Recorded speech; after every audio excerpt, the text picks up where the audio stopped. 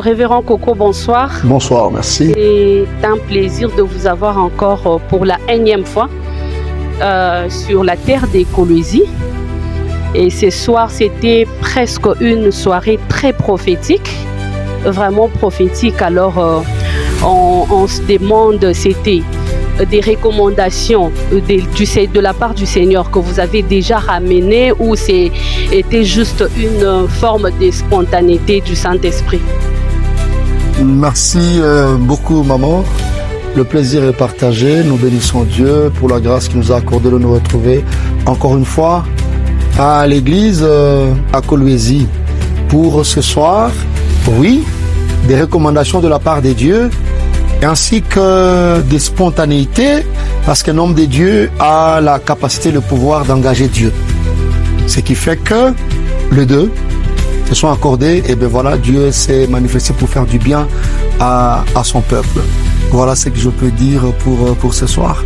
Dieu aime tellement son église et il l'a fait. Depuis hier, vous avez développé deux sous-thèmes, je cite, la puissance de Jésus-Christ sur Satan et les ténèbres. Ça, c'était hier. Et aujourd'hui, la puissance de Jésus-Christ qui guérit et restaure.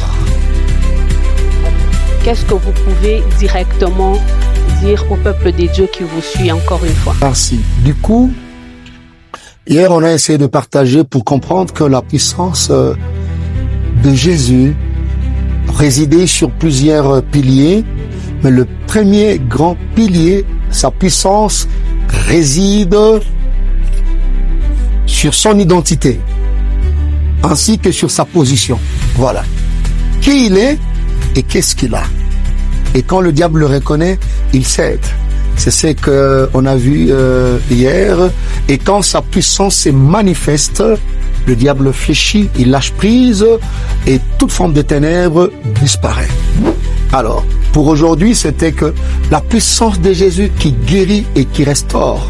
Nous sommes partis d'une illustration dans l'évangile selon Luc chapitre 13 à partir d'en haut jusqu'en bas, 10 et puis jusqu'à 17. On a vu l'histoire de cette femme-là. On a essayé de parler avec l'église pour faire comprendre à l'église que la santé, c'est le premier capital, selon la première ressource pour tout humain. Tout humain. Tu peux tout faire avec ta santé. Et que la maladie représentait aussi l'une des stratégies fortes et efficaces de l'ennemi pour combattre la destinée, renverser et affaiblir. Une fois maîtrisé ces choses, alors l'église devait prier et réclamer la vraie santé.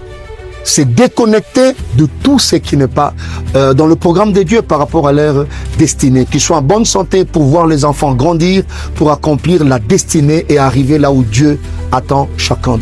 Et parlons de la position de Dieu et dans nos vies, son identité.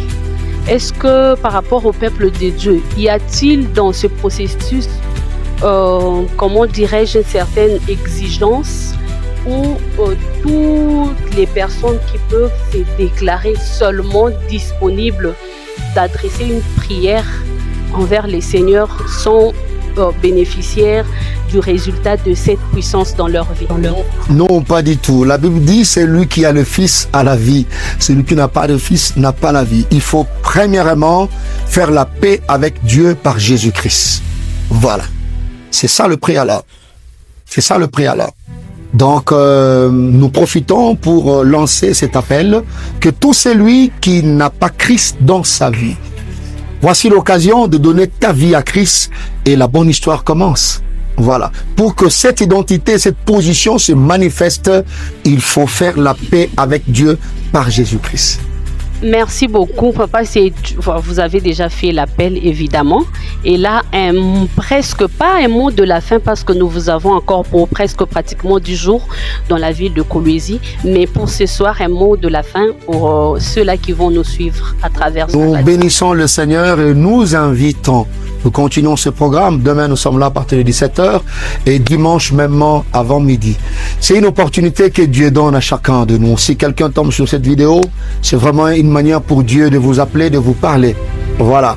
Que le Seigneur vous bénisse et vous trouverez les adresses, les références. Ne manquez pas, la Bible dit la fin d'une chose vaut mieux que le commencement. Donc tu peux te joindre à nous demain ainsi que le dimanche. Que le Seigneur nous bénisse tous. Merci beaucoup, révérend, c'était un plaisir pour nous. Merci. Voilà. Si vous tombez sur cette vidéo, comme l'homme de Dieu vient de le dire, et la Bible dit que si vous entendez sa voix, n'endurcissez pas vos cœurs. Alors l'appel est lancé à tous. De partout où vous êtes dans Coloésie, nous avons encore la soirée de demain.